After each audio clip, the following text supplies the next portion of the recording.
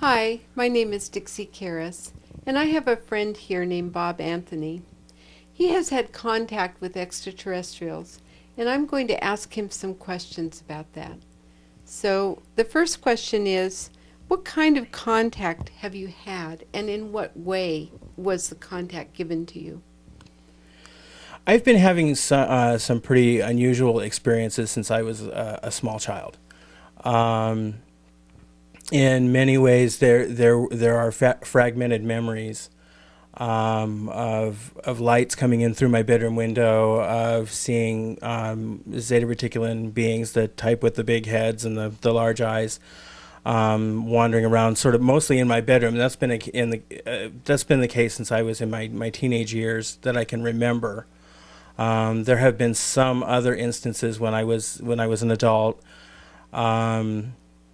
There have been things that have been verified by other people who have also shared experiences with me and been able to tell their story and their version of it, and that has confirmed a lot of what I've gone through. So it's been sort of a process of learning. Most of what I get from the ETs are telepathic in nature, and most of the questions that I have asked have been pretty much personal questions, as far as what is it like out there, and on different planets, what is their society like compared to ours, and things like that. And most of what I get that's current and right on top of my memory is telepathic. Okay, now tell me, they come to you in different ways. You've told me that you can actually see certain ones. You can feel the energy of other ones. Could you give me the information of who they are, where they're from, and how they come to you? In what way do they come to you? The Greys or Zeta Reticulan beings that I've been in contact with, they give me a telepathic contact as well as being able to see them, and they visit me. There's been some things about me being aboard ship, but those kind of memories are very hazy and very difficult to retrieve. And what do they look like? The typical Close Encounters guys that are short and have the large heads, the big eyes, very small noses and mouth, and no presence of an ear. I mean, it doesn't look like they have any clothes on, but you can't really see any parts of their body either. Okay. So it's and again, it's kind of vague, so it's difficult to put some of those pieces together. But for the most part, yeah, I see their faces a lot, so that's what I focus on. That's what my memories are more than anything, is the faces more so than the bodies themselves. Okay, and now other extraterrestrials you've told me about? I have opened up contact between the Pleiadians. I sort of did that myself.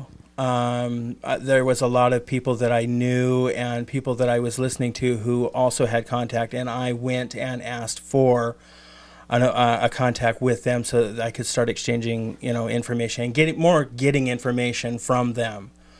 But apparently, from what they told me, they've been around. They've been watching me for a really long time. So I don't know if I opened up the contact or I just finally said I'm ready. Okay. And you told me about Arcturians, I believe it, and that is more an energy type of contact? They're an energy being. They are not in bodies anymore, and they do live around. They live around a planet in the Arcturian star system. The planet is inhospitable to physical bodies. But it is very hospitable to energy beings. It feeds them and nourishes them the same way that our planet nourishes us and provides food for us and such. Their planet does the same thing for them, but it's in a completely different dimension. It's either fifth or sixth from what I understand. And they get a lot of their nurturing and energy from their planet to keep them alive. Okay. A lot of the information that I get from them actually feels more like memory, like I would if I were to be doing a past life recall. And it feels a lot like I'm remembering a past life or a future life that I had there, more than some kind of telepathic communication. It sounds different in my head. Okay. It's really difficult to describe, but it really feels like it's almost like I'm remembering an event from my childhood. When I go and ask them something about their society or their relationships or about them specifically, it just seems to appear in my head more like a memory, like it's something I've already done. Okay, all right. And that's pretty much, that finishes as far as the types of beings that you have communication with?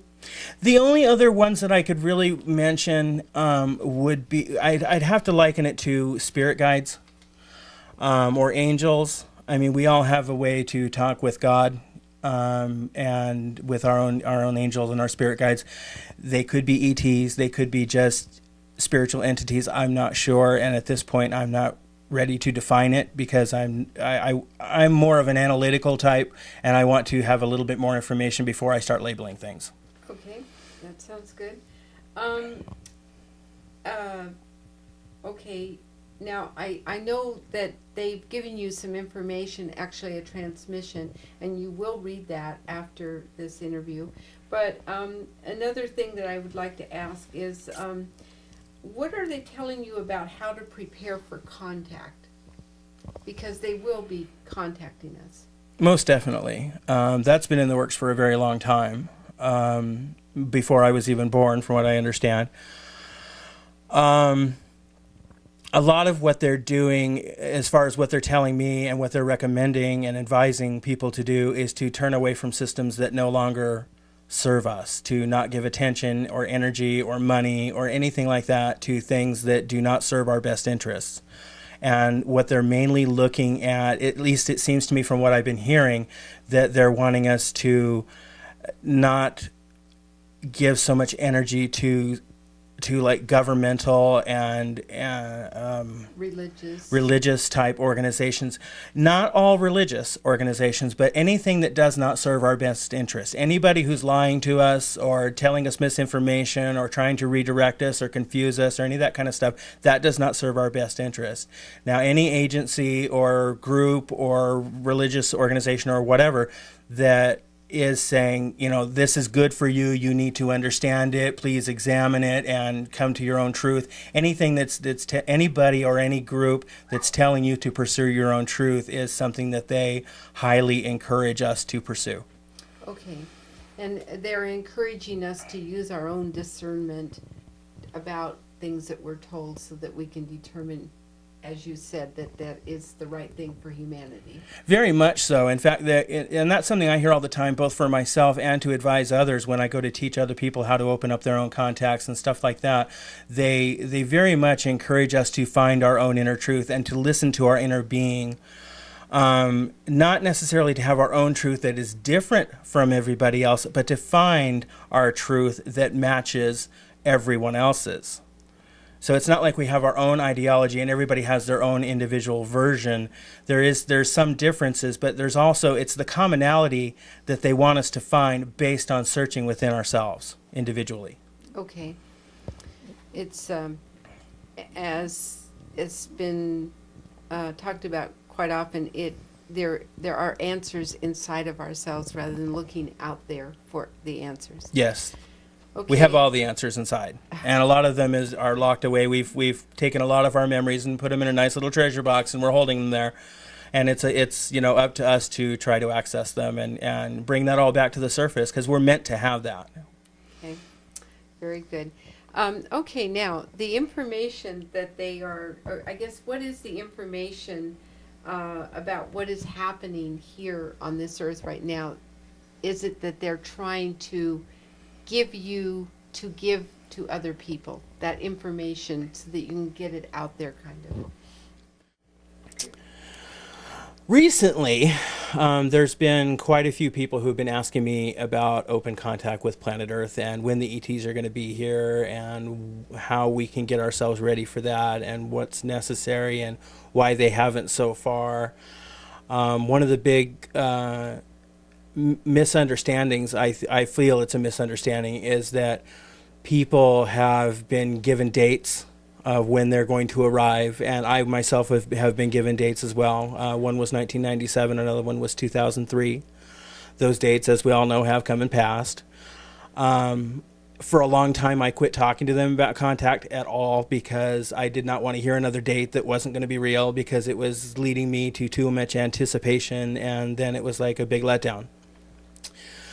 What they have recently let me know is that those dates were not some sort of a psychic prediction, but they were in actuality target dates of when Earth would be ready. And they figured Earth would be ready at those times. And when we proved to them that we were by no means ready for contact yet, they could not open contact that way. So they just kept pushing it back until they feel that we're all ready to handle it. They're really trying to avoid a lot of misunderstandings that could lead to hostilities or anything that would hurt either them or other people here on Earth. They don't want us fighting each other over them. Okay. And there's many different contact scenarios that can happen that can be very bad. And since we're a very precarious species down here with so many different kinds of people, it's been really important that we all sort of at least have a basic understanding of what's going on. And that's been a lot of why there's been so many UFO sightings and abduction and contactee type scenarios. Because they're trying to help not just get people ready, but also get the information out there to people who may not believe, so that they might also at least hear some of what's going on, so that it's not completely foreign when the time comes. Doesn't matter if people believe in it or not. It's just best that they be exposed to it to some degree. They recently gave me a telepathic transmission, which is typical, of course, but for some reason they wanted me to write this one down. So I broke out my laptop computer and started writing, and I pretty much wrote how they were sending it to me. So it even kind of threw me at first, because it's not written from my point of view. It's actually written from somebody who's outside. I mean, obviously, when you hear the way the words are strung together, it's written by somebody who doesn't live here. Yes. I have some of the points here written down. I'll read you the first one. Okay. Number 1, planet Earth is a violent place. Simply put, very few off-worlders feel any degree of safety to walk among the citizens of Earth in any country or provincial territory. We believe that most Earth citizens would be very receptive to our arrival. However, we also believe that most would not lend aid or protection to our contact teams if they were to come under physical attack, especially if the violence was coming from government authorities. It is our responsibility to protect the lives of all people concerned, both residents and non-residents of Earth. These violent tendencies are most demonstrated in the treatment of each other. In order to demonstrate peaceful intentions to those outside your world, it is necessary to show reverence to the lives and souls of your own people. Any group who would kill its own members would surely have less regard to outsiders. Okay. That makes a lot of sense to me. As a human, I understand what they are saying. Yeah, that one's pretty much a no-brainer. I think everybody has been talking about that one over the course of many years. I mean, you just take a look at the wars that we're having over such stupid reasons. Yes. I won't get into a big political thing here. I have very strong political opinions, but we won't go there right now.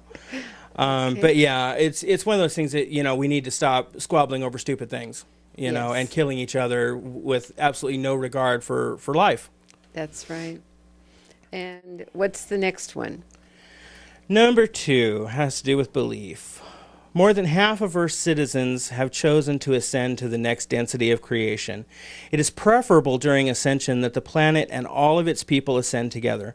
While there are a great many who are still unaware of the coming shift, we must acknowledge the degree of damage that can be done to those who are ready and waiting. We debate this topic most often in council. We are quite divided between those who feel we should wait for the whole planet to be ready and those who feel we should not wait any longer and proceed with ascension in 2 shifts rather than 1. We recommend that those who are aware of the coming shift tell as many others as you can. It doesn't matter if they believe what you tell them, for when the shift happens, it will be less stressful on them if they've had forewarning of coming events. The third point had to do more with readiness and what we've been told so far, and they're trying to, in my opinion, they were trying to break some of the myths that we've been told. I'll just go ahead and read it. Most of you believe in extraterrestrial life. Cultural preparedness has been successful. However, religious and governmental establishments still generate a great deal of fear surrounding ideals of extraterrestrial life and even demonize our citizens while at the same time refuse to officially acknowledge our existence. This is intended to create much confusion among the general population so that contact will be frightening and less desirable for individuals. Too many times these types of attitudes have led to undue hostilities during contact scenarios. We recommend that you turn away from any person or group that offers you false information. They are not looking out for your best interests. When you give them energy of any kind, you give them permission to continue. Okay, that's very good advice for people to use discernment about information that is given to them. And what is the last point of information that they gave you? The last one has to do with control and a lot of who's in charge and who should not be in charge. And not so much who, but why we should not follow along. But I'll go ahead and read that too. The powerful individuals who live wealthy lives based on the work of so many others do not have any desire to see change for the masses of the population. It is our belief that anyone who lives in poverty is not free and therefore lives as a slave. It is up to the working poor to make these changes, as they are the ones who willfully work for others who are wealthy and freely give money to corrupted systems keeping the oppressors in power. What is necessary here is to stop giving energy to this system. Simply stop doing it. As long as workers compete with each other for the boss's favor and larger monetary share than their co-workers, the current energy system will persist. Very, very good information for all of us. And how did they end the transmission to you? I thought it was quite unique. At this time, we are currently guiding members of your world to encourage others of your world to become aligned with what is most harmonious for Earth and indeed the entire galaxy. Many of your world wish us to help you by fixing your difficulties. We certainly have the capabilities. However, to do so would be to deny you critical knowledge and understanding gained through the learning of solving one's own problems. If this wisdom is not gained by experiences on your own world, then these problems will follow your journey to other worlds. That is an excellent transmission because we are becoming an intergalactic society, and it is their kind of advice or counsel to us to accept that there are other civilizations out there, and we need to be aware that there are other civilizations out there so that we accept that and we find our place as Earth human beings in that whole galactic arena.